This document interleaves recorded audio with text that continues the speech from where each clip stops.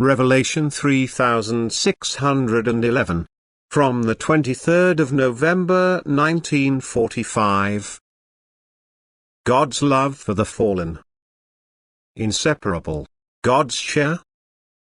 And this is eternal truth which my spirit proclaims to you, that you remain indissolubly united with me and can never ever separate from me, even if your will turns away from me. You are a part of me, for my strength was effective at your creation and therefore you will remain my share for all eternity. But whether you feel connected to me and thereby become aware of my strength and are blissfully happy due to my supply of strength is determined by your own will. You create the state of bliss as well as the state of wretchedness yourselves, but I never push you away from me. My will is never decisive for your fate in the spiritual kingdom, but you alone determine it.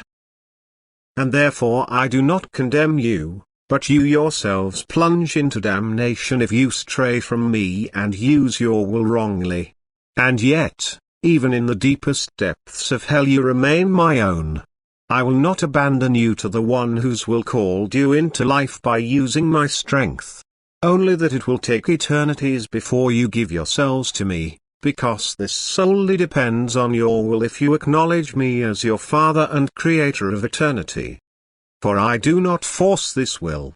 Yet my strength of love touches the being the less it distances itself from me through its own will, although it cannot completely separate itself from me. But the strength of love flowing forth from me signifies bliss, it signifies light and strength, knowledge and power.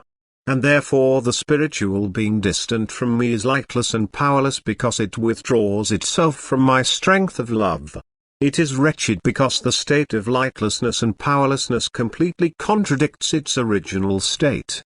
It is the state of the imperfect, whereas it originally emerged from my strength as a perfect being. Everything wretched is far from me and does not feel the beatific love that flows from me and touches everything perfect. But I take pity on the wretched because my love for the created by me does not cease, and I seek to lead the wretched back to beatitude.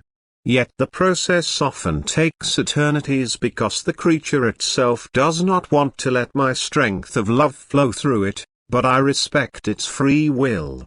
And in these eternities my will and my omnipotence is constantly active to create opportunities for this spiritual apostate to find and take the path to me. Time and again my love inclines towards the fallen, my love descends into the deepest depths, sending rays of light into the darkness in order to awaken the desire for brightness in the being.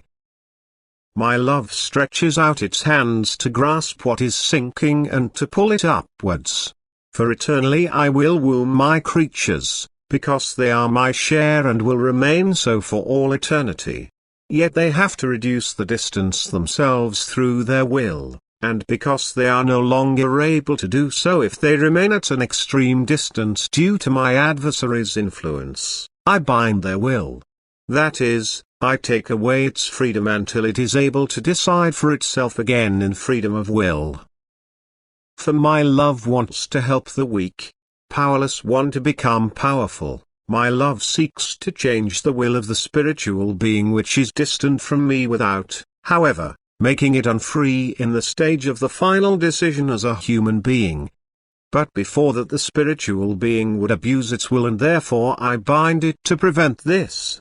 It must feel the bondage of its bondage for an infinitely long time and experience it as torment in order to want to be rid of it. Only then can it take the final path in freedom of will, towards the source of light and strength or back again into deepest darkness.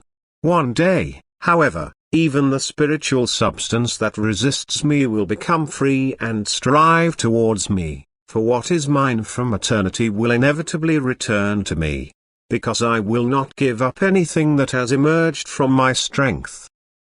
Amen.